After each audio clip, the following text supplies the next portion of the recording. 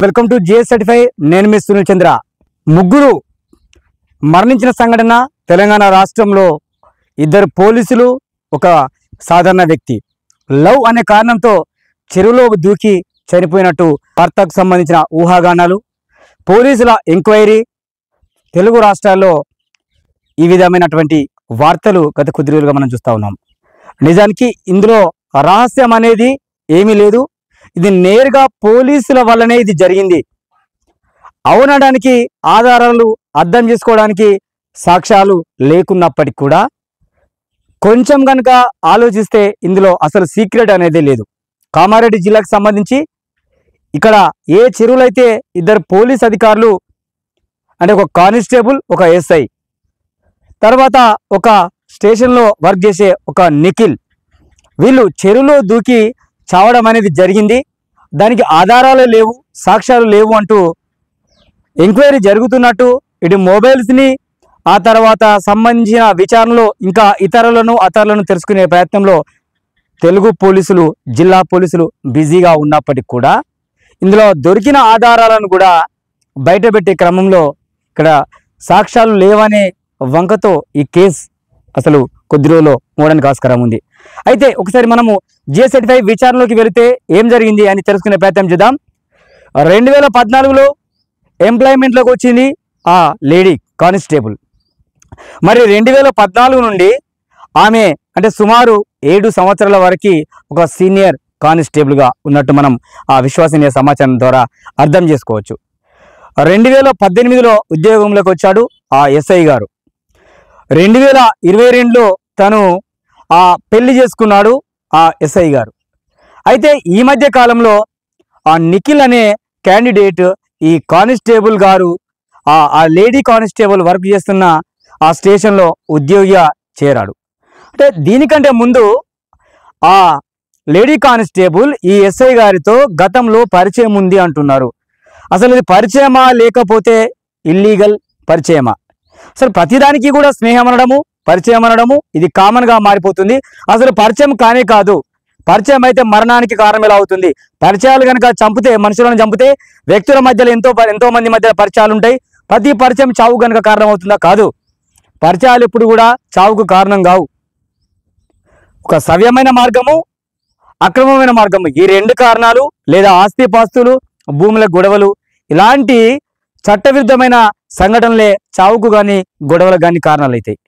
మరి ఇక్కడ దాచుకొని విషయాన్ని చాలా జాగ్రత్తగా మాట్లాడాల్సిన సందర్భంలో ఇవాళ ఈ యొక్క చట్టాన్ని గౌరవిస్తూనే నిజాన్ని బయటపెట్టే క్రమంలో జిఎస్ సర్టిఫై మీకు తెలియజేసే సందర్భంలో ఏమని ఇక్కడ క్లారిటీ మనం కొంతవరకు అర్థం చేసుకోవచ్చు. అంటే 2014లో ఉద్యోగంలోకి వచ్చిన తను ఈ ఎస్ఐ గారిని మభ్యపెట్టిందా, లేదంటే ఈ ఎస్ఐ గారే తనను లొంగ తీసుకొని శారీరకంగా వాడుకునే ప్రయత్నం చేశాడా?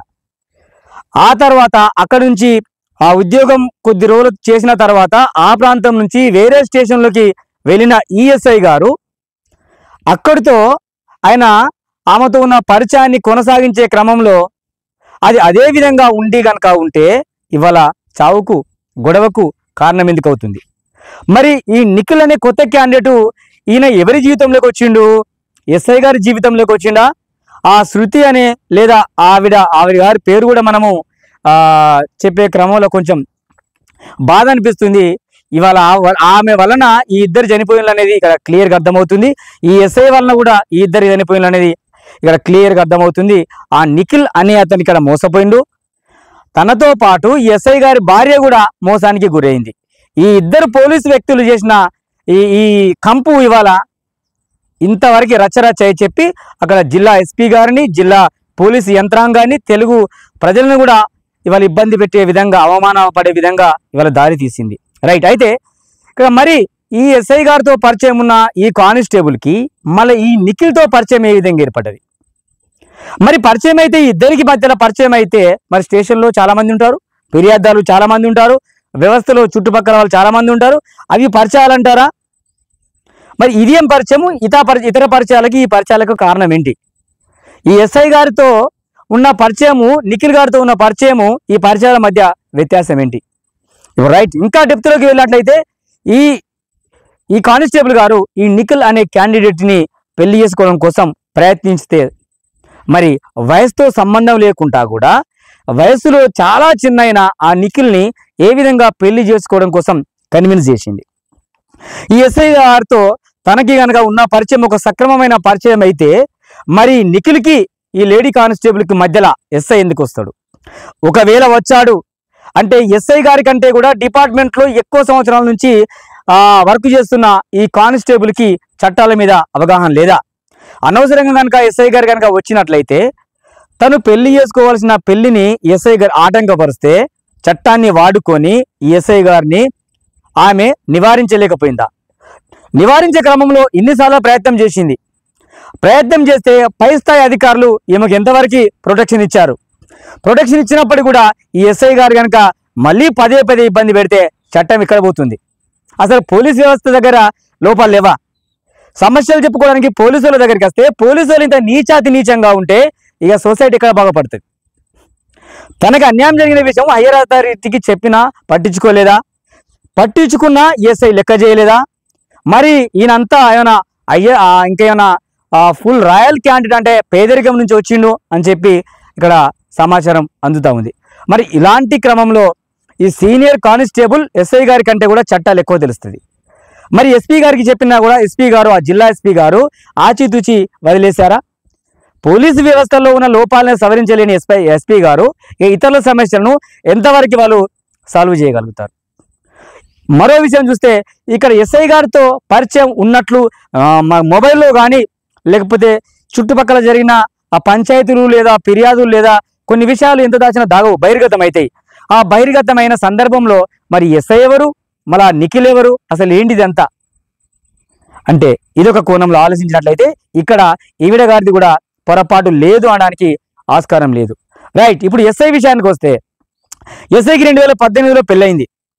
ఇప్పుడు 2 సంవత్సరాల బాబు, మళ్ళీ ఆమె 5 నెలల గర్భం అన్నట్టు కూడా మనకు వార్తల్లో వస్తుంది. మరి 2018లో ఉద్యోగంలోకి వచ్చాడు. 2022లో సంథింగ్ ఆ టైంలో 2022లో ఆయన పెళ్లి చేసుకున్నాడు. అంటే మరి ఈ పెళ్లి చేసుకునే ముందు ఈవిడితో ఉన్నటువంటి పరిచయము అది ప్రేమ పరిచయమా లేకపోతే ఆ డ్యూటీ పరిచయమా? ఒకవేళ ప్రేమ పరిచయం అయితే అప్పటి వరకు ఎస్ఐ గారు ఆమెని ఎందుకు పెళ్లి చేసుకోవడంలో ఆయన విజయం సాధించలేదు? ఆమెను మెప్పించలేదు, ఆమెను ఒప్పించలేదు. అక్కడ ఒప్పించడం విఫలం కనుక అయినట్లయితే తను ఎందుకు ఊరుకోలేదు? మళ్ళీ తను ఈ విధంగా తన భార్యను ఏ విధంగా ఆ నంద్యాల అమ్మాయిని ఏ విధంగా పెళ్లి చేసుకున్నాడు? అక్కడ పెళ్లి చేసుకొని మోసం చేసిందే కాక ఇక్కడ వీళ్ళిద్దరి ప్రాణం తీయడంలో ప్రధాన పాత్ర వహించిన ఆ ఎస్ఐని ఇవాళ డిపార్ట్మెంటు ఏ విధంగా వెనకేసుకోవడానికి ప్రయత్నం చేస్తుంది?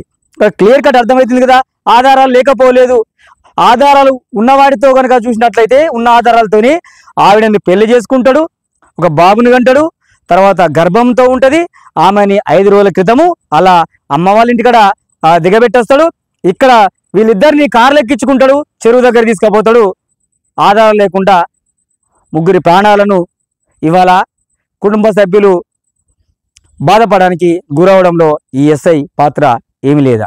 రైట్, మళ్ళొకసారి లేడీ కానిస్టేబుల్ విషయానికి వెళదాం. ఆమెకి గత 3 సంవత్సరాల క్రితము విడాకులైందంట. అంటే గత 3 సంవత్సరాల క్రితం విడాకులైంది అంటే మరి అప్పుడు ఈ నిఖిల్ ఎక్కడున్నాడు? ఈ ఎస్ఐ గారు ఎక్కడున్నారు? అప్పుడే వాళ్ళని చేసుకోవడంలో ఆమె ఎందుకు ఆ ప్రయత్నం చేయలేదు? మరి 3 సంవత్సరాల క్రితము మరి ఈ ఎస్ఐ గారికి ఇక్కడ పెళ్ళయింది. అంటే ఈ ఎస్ఐ గారికి అయిన పెళ్ళి, అక్కడ ఆ కానిస్టేబుల్ అయిన విడాకులు, ఈ రెండు సేమ్ టైం పీరియడ్లో కొంచెం అటు ఇటుగా జరగడానికి ఆస్కారం ఉన్నట్లయితే ఆ పెళ్లిలో కూడా ఆ విడాకుల్లో కూడా ఎస్ఐ గారి పాత్ర ఉండడానికి ఆస్కారం లేదా? అంటే తన వల్ల ఆ కాపురంలో కూడా చిచ్చు పెట్టే అటువంటి సందర్భం ఏమైనా వచ్చిండొచ్చేమో.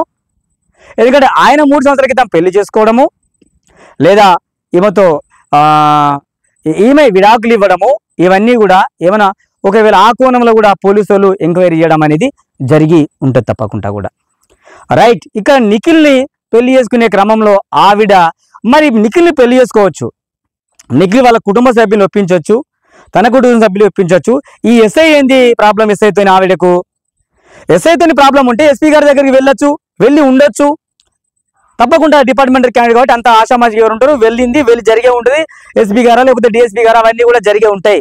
మరి అలా జరిగిన తర్వాత ఈ ఎస్ఐ కార్యక్కాల్సిన అవసరం ఏముంది? ఎస్ఐ పిలిస్తే వెళ్ళాల్సిన అవసరం ఏముంది? ఎస్ఐ గారితో హోటల్లో లంచ్ చేయాల్సిన అవసరం ఏముంది? ఏం గేమ్స్ అబ్బా ఇవన్నీ? నీకు ఎస్ఐ ప్రాబ్లం చేస్తే రాజ్యాంగాన్ని కన్సల్ట్గా సద్వినియోగం చేసుకో, డిపార్ట్మెంట్ని కన్సల్ట్గా, అక్కడ న్యాయం జరగకపోతే ఇంకా ముందు స్టెప్స్ వెళ్ళు. కానీ ఈ ఎస్ఐ గారితో లంచ్ చేయడం ఎందుకు?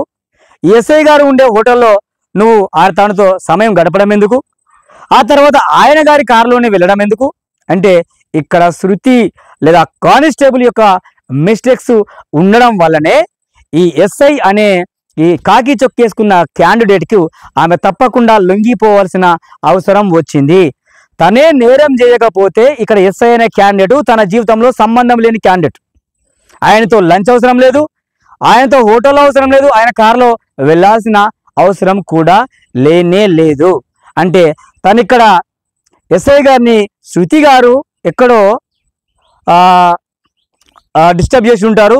ఈ శృతి గారిని కూడా ఎస్ఐ గారు కూడా ఎక్కడో డిస్టర్బ్ చేసి ఈ ఇద్దరు తప్పులు ఉండడం వల్లనే ఒకరికి ఒకరు భయపడాల్సిన సందర్భం వచ్చింది. కాబట్టి ఈ భయం అనేది ఇవాళ నిఖిల్ జీవితానికి ఆటంకంగా మారింది. ఎస్ఐ గారి భార్య జీవితాన్ని, వాళ్ళ పిల్లల జీవితాన్ని వాళ్ళ ఒక ఇబ్బందుల్లోకి నెట్టేసింది. డిపార్ట్మెంటల్ గౌరవాన్ని కూడా ఇవాళ ఒక ఆటంకంలోకి తీసుకొచ్చింది. అది వదిలేస్తే ఇవాళ పోలీసు వాళ్ళు సివిల్ డ్రెస్లో ఉండి బస్సులలో ఎంత మిస్బిహేవ్, తర్వాత బయటకు వచ్చిన తర్వాత హోటళ్లలో, ఇంకా రోడ్ల మీద ఎక్కడ పడితే అక్కడ. ఈ మధ్యలో కూడా మీడియా ప్రభావం వల్ల ఇవాళ ప్రజల్లోకి పోలీసులు చేసే నేరాలు బయటపడుతున్నాయి. ఈ పోలీసులు గన్ బట్టి షూట్ చేసుకోవడం ఏంటిది? ఈ పోలీసులు ఇంకా స్టేషన్లకు వచ్చిన లేడీస్తో అక్రమ సంబంధాలు పెట్టుకునే వాళ్ళని బెదిరించడాలేంటి? ఇంత దారుణంగా కూడా సంఘటనలు జరుగుతూ ఉంటే డిపార్ట్మెంటు వాటిని వెనుకేసుకు రావడం వల్లనే ఇవాళ ఇలాంటి సంఘటనలకు కారణమవుతుంది. ఇంకా డెప్త్లోకి వెళ్ళినట్లయితే ఎస్ఐ గారు ఈ లేడీ కానిస్టేబుల్కి ఆ నిఖిల్కి కాల్ డేటా ఉంది లేది సమాచారాన్ని పోలీసులు ఎందుకు షార్ట్ టైంలో బయటపెట్టలేదు, తక్కువ టైంలో బయటపెట్టలేదు? రెండోది ఏంటంటే అడ్వాన్స్డ్ టెక్నాలజీ ఉన్న ఈ రోజుల్లో కారులో ప్రయాణం చేస్తున్నప్పుడు వాళ్ళ మొబైల్స్ అనేది ఎంత డిస్టెన్స్లో ఎంత ఏరియాలో అనేది అక్కడ టెక్నాలజీ చూపిస్తుంది. కాబట్టి ఆ ముగ్గురు క్లియర్గా కారులో వెళ్ళే క్రమంలో ఈ నిఖిల్కి ఎస్ఐతో వెళ్ళాల్సిన అవసరం లేనే లేదు. నిఖిల్కు కావాల్సింది శృతి ఆవిడని పెళ్లి చేసుకోవడం, లేదంటే వాళ్ళ మధ్యలో బాండింగ్. మరి ఎస్ఐకి నిఖిల్ ఎందుకు తలగోవాల్సి వచ్చిందంటే ఇక్కడ ఎస్ఐ అనే క్యాండిడేట్ తప్పకుండా నిఖిల్ని బెదిరించాడు, శృతిని బెదిరించాడు. ఏ మాత్రం వీళ్ళు సహకరించకున్నా కూడా వీళ్ళ జీవితాలను నాశనం చేస్తా అని చెప్పి వీళ్ళ లోపల ఉన్న కొన్ని లోపాలను దొరకబట్టి వీళ్ళని భయపెట్టించే క్రమంలో మాత్రమే ఇక్కడ నిఖిల్ ఆ ఎస్ఐకి భయపడాల్సి వస్తుంది.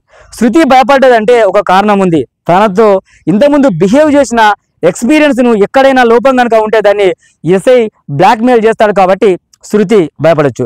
మరి నిఖిల్ని కూడా భయపెట్టే ప్రయత్నం కనుక ఎస్ఐ గారు చేయకపోతే నిఖిల్కి ఈయనతో వెళ్ళాల్సిన అవసరం లేదు. ఎందుకంటే నిఖిల్ కూడా డిపార్ట్మెంట్లో టెంపరీ ఉద్యోగినా లేకపోతే అవుట్సోర్సింగ్ ఉద్యోగంలో చేస్తున్నప్పటికీ నిఖిల్ కూడా చట్టం మీద అవగాహన ఉంటుంది. అవగాహన ఉన్న నిఖిల్ ఎస్ఐ గారికి ఎందుకు లొంగిపోయాడంటే అయితేనేమో భయపడి లొంగిపోయి ఉంటాడు, లేకపోతే నిఖిల్ యొక్క బ్యాక్గ్రౌండ్ లైఫ్లో ఎక్కడో కొన్ని లోపాలన్నీ ఉంటాయి, లేదంటే నిఖిల్ను నమ్మించి ఇక్కడ ఎస్ఐ గారు బ్లాక్మెయిల్ చేసి మోసం చేసి బెదిరించి చంపే ప్రయత్నంలో ఇతనే కారణమై ఉంటాడు. కాబట్టి ఇక్కడ 2018లో డ్యూటీలోకి వచ్చిన ఈ ఎస్ఐ గారు ఆల్రెడీ 7 years గతంలోని ఎక్స్పీరియన్స్ ఉన్న ఈ శృతి గారు ఆ డిపార్ట్మెంట్లో చేరిన పాపానికి నిఖిల్ యొక్క జీవితాన్ని ఇవాళ ఆడుకున్నారని చెప్పచ్చు. అఫ్కోర్స్ నిఖిల్ కూడా తప్పులు ఉంటే ఉండొచ్చు. ఇంకా మానవీయ కోణంలో కనుక ఆలోచన చేసినట్లయితే రాజ్యాంగాలు చట్టాలు పక్క పెడితే మొరాలిటీ కనుక చూసినట్లయితే నిఖిల్ మనకి ఈ లేడీ కానిస్టేబుల్ గతంలో ఎందుకు విడాకులు ఇవ్వాల్సి వచ్చింది? ఆమె స్వతహా కావచ్చు, రాజ్యాంగం చట్టం వదిలిపెట్టండి, మానవీయ కోణంలోకి రండి. మళ్ళీ ఎస్ఐ గారితో ఉన్న పరిచయం ఏంటిది? పరిచయమా, అది ప్రేమ లేకపోతే అక్రమమా? ఇక్కడ క్లారిటీ ఉండాలి. ప్రతి దాన్ని కూడా పరిచయం అని నెట్టేసుకుని రావద్దు. తనతో ఈవిడకి అసలు ఈ యొక్క సంబంధాలు ఏంటిది? మళ్ళీ తర్వాత ఈ నిఖిల్ అనే కొత్త క్యాండిడేట్ ఏంది? మళ్ళీ ఈ నిఖిల్ని పెళ్లి చేసుకోవడం ఏంది? పెళ్లి చేసుకుంటే ఇక్కడ సమస్య ఎవరితో ఉండాలి? గతంలో ఉన్న భర్తతో ఉండాలి, కుటుంబ సభ్యులతో ఉండాలి. ఈ ఎస్ఐ ఎవరు ఇక్కడ? ఈయనతో కార్లో వెళ్ళడం ఎందుకు? ఈయనతో లంచ్ చేయడం ఎందుకు, లాస్ట్కి వస్తే చెర్ల దూకి చనిపోవడం ఎందుకు? అంటే ఇక్కడ ఎట్లా పడితే అట్లా బిహేవ్ చేసుకోవడం, ఎట్లా పడితే అట్లా రాజ్యాంగాన్ని తప్పుదారి పట్టించడం, ఎట్లా పడితే అట్లా మిస్గైడ్ చేసి వ్యవస్థలో ఒక చెడును అనేది స్ప్రెడ్ చేసి ఎట్లా పడితే అట్లా ఒక కల్చర్ని మార్చేయడం, ఇదే జరుగుతుంది. ఇదంతా తెలిసి కూడా రాజకీయానికి తలొగ్గి, లేకపోతే ఇంకా ఏదో కారణం వల్ల డిపార్ట్మెంట్ కూడా కొన్ని విషయాలను బయట పెట్టకపోవడం వల్ల కూడా ఇవి రోజు రోజుకు వీటి సంఖ్య విపరీతంగా పెరిగిపోతుంది. రైట్. ఇంకా మరో కోణంలో చూసినట్లయితే ఇక్కడ ఈ లేడీ కానిస్టేబుల్ డ్యూటీలో ఉండి డ్యూటీ అయిపోయిన తర్వాత ఇంటికి వస్తానని చెప్పి ఇన్ఫర్మేషన్ ఇచ్చింది. ఆ తర్వాత మళ్ళీ ఇంట్లో వాళ్ళు కాల్ చేయడంతోనే నాకు మళ్ళీ డ్యూటీకి పిలిచారని చెప్పి నేను స్టేషన్కి వెళ్ళాలని చెప్పి వెళ్ళింది అనే మాట మాట్లాడుతున్నారు. అంటే నిజంగా మరి మళ్ళీ డ్యూటీ ఉందని చెప్పి ఈమె ఎక్కడికి వెళ్ళింది? స్టేషన్కి వెళ్ళి అయిపోయిన తర్వాత వెళ్ళిందా? డైరెక్ట్ హోటల్కే వెళ్ళిందా? మరి మళ్ళీ ఈమె వెనక్కి వెళ్ళడానికి గల కారణం ఏంటంటే అక్కడి నుంచి వచ్చిన కాల్ ఎవరి నుంచి వచ్చింది, ఏ కాల్ వల్ల ఈమె ఇంటికి రావాల్సింది అక్కడికి వెళ్ళింది. రైట్. ఇక్కడ ఇంట్లో లంచ్ చేసి బయటకు వచ్చిన ఆ నిఖిల్ ఫ్రెండ్ యొక్క ఫోన్ లిఫ్ట్ చేసి ఆ ఫ్రెండ్తో మాట్లాడుతున్నప్పుడు హడావుడిగా ఆయన మాట్లాడాల్సిన అవసరం ఏముంది? మాట్లాడిన తర్వాత నిఖిల్ మళ్ళీ సమాచారం ఇంటికి ఎందుకు అందించలేదు? అందించే క్రమంలోనే ఈ ఎస్ఐ బలవంత పెట్టి ఏమన్నా బాధి కొట్టి చంపాడా? ఫోన్లు లాక్కున్నాడా? ఈయనే బలవంతంగా చెరులోకి ఆ మొబైల్స్ విసిరేశాడా? చనిపోయిన తర్వాత వాళ్ళకి అందుబాటులో ఉంచాడా? వాళ్ళ పాకెట్లో కానీ అక్కడ కానీ ఇక్కడ కానీ ఆ మొబైల్స్ని పెట్టాడా? ఆవిడ చావు వెనుక ఈ ఎస్ఐ కారణమని తెలిస్తే సమాజంలో పరువు పోతుంది, చట్టం నుంచి తప్పించుకోలేమని చెప్పి కనిపెట్టిన ఎస్ఐ చేతిలో వీళ్ళు మరణం కంటే ఇవో మార్గం లేదని చెప్పి దూకారా? దూకిన తర్వాత చట్టం ముందు ఎవడు తప్పించుకోలేడు కాబట్టి, ఏ చుక్క కూడా తప్పించుకోలేదు కాబట్టి చట్టం ఎవరికైనా చట్టమే అంబేద్కర్ రాజ్యాంగం అని చెప్పి తెలిస్తే పరువు పోతుంది, ఇంకా వేరే ఉంటుందనే ఉద్దేశంతో ఈయన తర్వాత లేట్గా దూకాడా? ఇదంతా కూడా పోలీసుల నుంచి క్లియర్గా రావాల్సిన అవసరం ఉంది. మరో ఆధారాన్ని కనుక మనము తెలుసుకునే ప్రయత్నం చేస్తే, ముగ్గురు ఒకేసారి కనుక చనిపోతే డెడ్ బాడీలు ముగ్గురు ఒకసారి ఎందుకు రాలేదు? ఇది ఈతకు సంబంధించిన వాళ్ళు, లేదంటే ఆ నీటిలో మునిగిన శవము ఎన్ని గంటల తర్వాత బయటకు వస్తుంది? ఎలాంటి శరీరాలు లేటుగా వస్తాయి? అది చెరలో అయితే ఎంత సమయం తీసుకుంటుంది చనిపోయిన తర్వాత? బావిలో అయితే ఎంత సమయం తీసుకుంటుంది?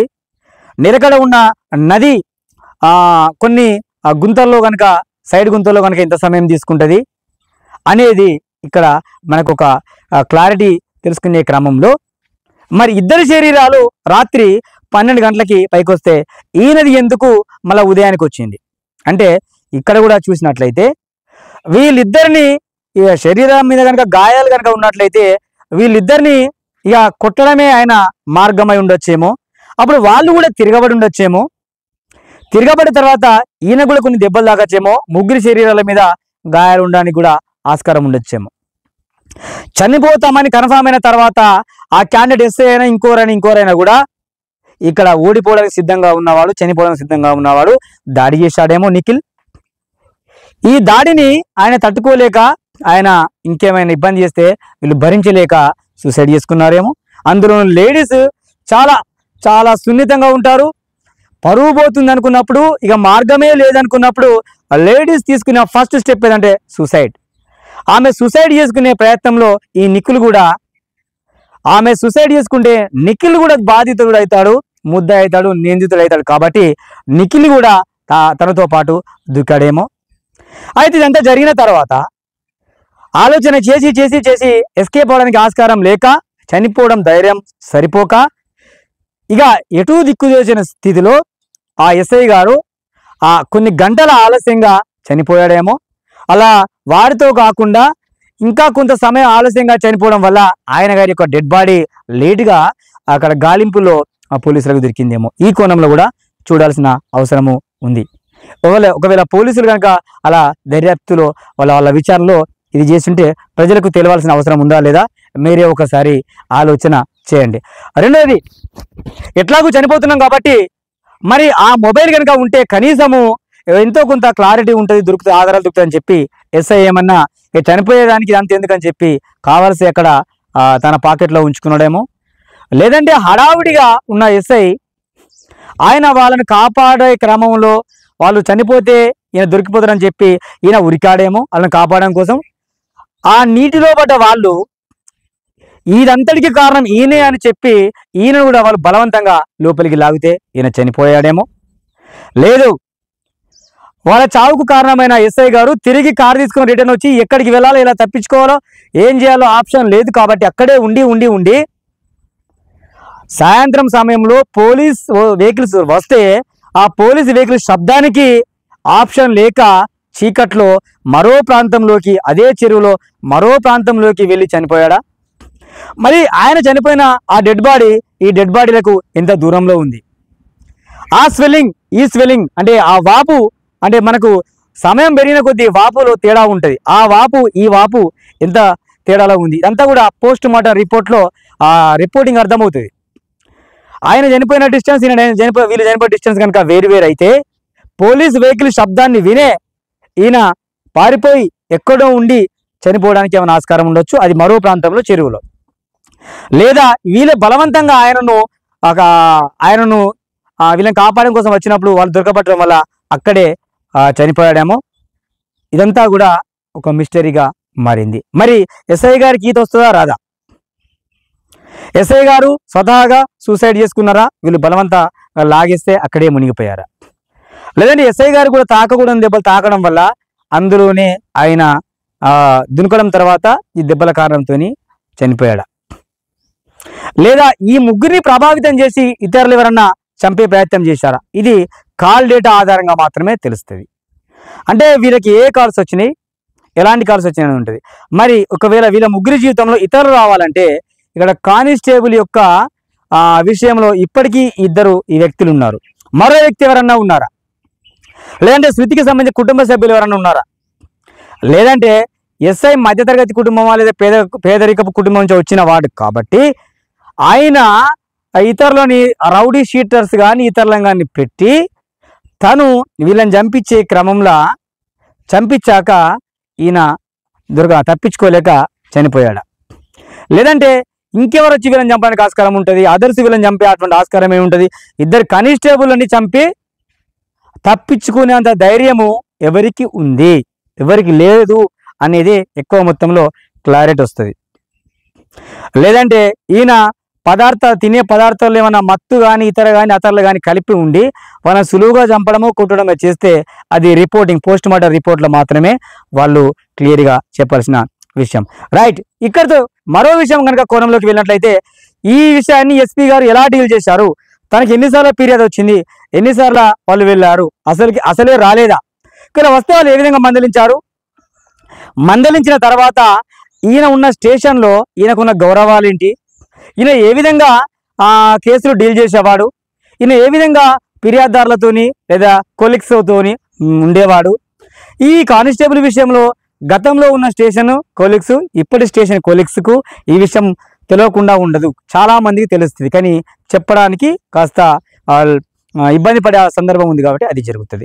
రెండోది ఏంటంటే నిఖిల్ అనే క్యాండిడేట్ ఈయన లైఫ్లోకి వచ్చాడు కాబట్టి, ఈయన డిపార్ట్మెంట్తో సంబంధం లేని వ్యక్తి కాబట్టి, ఈయనతో ఆమె పెళ్లి చేసుకోవాలనుకుంది కాబట్టి, మరి ఇటు నిఖిల్ కుటుంబ సభ్యులతోని ఈ కానిస్టేబుల్ లేడీ కుటుంబ సభ్యులతోని జరిగిన వాదోపవాదాలు కానీ అండర్స్టాండింగ్ కానీ ఏ విధంగా జరిగింది, మరి అప్పుడు ఈ ఎస్ఐ విషయం వాళ్ళు చెప్పారా లేదా, చెప్తే మళ్ళీ ఏం జరిగింది, ఆ కుటుంబ సభ్యులు అసలు వాళ్ళు ఎలాంటి నిర్ణయాలు తీసుకున్నారు.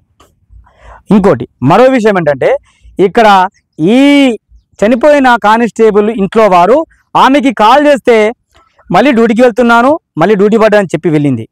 తర్వాత మధ్యాహ్న సమయంలో కాల్ చేస్తే ఈవిడ వాళ్ళకి కాంటాక్ట్లోకి రాలేదు, సెల్ సైలెంట్ స్విచ్ ఆఫ్లో వచ్చింది. స్విచ్ ఆఫ్ వచ్చిన తర్వాత అంత వేగంగా ఫిర్యాదు చేయాల్సిన అవసరము ఆ కుటుంబ సభ్యులకు ఏముంది, ఛార్జింగ్ అయిపోయి ఉండొచ్చు కదా, లేదా డ్యూటీలో ఉండి ఇంకా స్విచ్ ఆఫ్ పెట్టుకోవచ్చు కదా కొన్ని సందర్భాల్లో. మరి ఆ విధంగా ఆలోచన చేయాల్సిన కుటుంబ సభ్యులు అలా చేయకుండా వెంటనే వాళ్ళు ఫిర్యాదు చేయడానికి ఆస్కారం ఏముంది అంటే ఇలా వ్యవహారం మొత్తము కుటుంబ సభ్యులకు కూడా భయాందోళనకరంగా ఉన్నది అనేది క్లియర్గా అర్థం చేసుకోవచ్చు. రైట్, ఒకవేళ వారే ఫిర్యాదు చేసిన తర్వాత డిపార్ట్మెంట్ అంత వేగంగా వీళ్ళను టేజ్ అవుట్ చేసి వీళ్ళ కేసును డీల్ చేసి ఆ చెరువు దగ్గరికి వెళ్ళాల్సిన అవసరం ఏముంది? అంటే ఈ తతంగం అంతా కూడా అక్కడ ఉన్న స్టేషన్ వాళ్ళకి, ఈ కుటుంబ సభ్యులకి తెలవడం వల్లనే ఇంత వేగంగా చర్యలు అనేది జరగడం జరిగింది. అంటే ఇక్కడ రిపోర్ట్ చేసిన తర్వాత ఇది డిపార్ట్మెంట్కి అగౌరవంగా ఉంటుందని చెప్పి అక్కడ హయ్యర్ అఫీషియల్స్ వీళ్ళను ఫిర్యాదును వెంటనే వాళ్ళు టేకప్ చేయడం జరిగింది. టేకప్ చేసినప్పుడు అక్కడ ట్రేస్ అవుట్ చేస్తే అక్కడున్న ఆ టవర్ ఆ సిగ్నల్స్ ఆధారంగా అక్కడికి వెళ్ళిన తర్వాత చూసిన ఆ కానిస్టేబుల్సా లేదా అక్కడ వెళ్ళిన అధికారులు ఇక రిపోర్ట్ చేయడం వల్ల ఆ శవాలు అందులో ఉంటాయని చెప్పి కన్ఫామ్ అయి ఆ గాలింపు చర్యలు చేపట్టారు. అంటే ఇదంతా కూడా వేగంగా జరిగింది. కొన్నిసార్లు కేసులు అయితే వ్యక్తి తప్పిపోయినా, మొబైల్ పోయినా, ఇంకా మరేమైనా చాలా ప్రాణాంతకమైన విషయాల్లో కూడా పోలీసులు యాక్షన్ను డిలే చేస్తారు. మరి ఇంత స్పీడ్గా ఇక్కడ ఈ యాక్షన్ ఎందుకు జరిగింది అంటే ఇదంతా కూడా అంత గుడ్డిగా లేదు.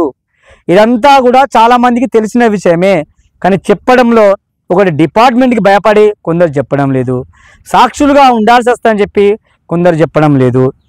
ఈ విధంగా ఇలాగే కనుక జరిగిన విషయాన్ని ఉన్నట్టు కనుక చూపిస్తే పోలీసు వాళ్ళ మీద గౌరవం అవుతుందనే ఉద్దేశంతో హయ్యర్ పొజిషన్లో ఉన్న పోలీస్ అధికారులు వారికి సపోర్ట్ చేయడం లేదు. వదిలేయండి అనడమో, ఇంతటితో స్టాప్ చేయండి అనడమో, ఆధారాలు ఇవ్వు అనడమో అది జరుగుతుంది.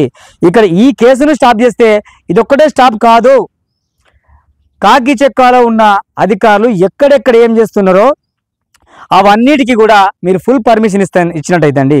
కాబట్టి డిపార్ట్మెంట్ వారు కూడా ఈ డిపార్ట్మెంట్లో ఉన్న వాళ్ళు చేసే మిస్టేక్స్ను మీరు రెక్టిఫై చేయండి. హైయర్ అఫీషియల్స్ రెక్టిఫై చేసి చట్టం అందరికీ సమానం కాబట్టి మీలో చాలామంది గొప్ప మంచి ఆఫీసర్స్ చొక్కా వేసుకొని ప్రజలకు సర్వీస్ ఇస్తున్నారు, మంచి పేరు తీసుకొచ్చుకుంటున్నారు, మంచి అవార్డ్స్ ఉన్నాయి, మీకంటూ గొప్ప చరిత్రలు ఉన్నవారు ఉన్నారు.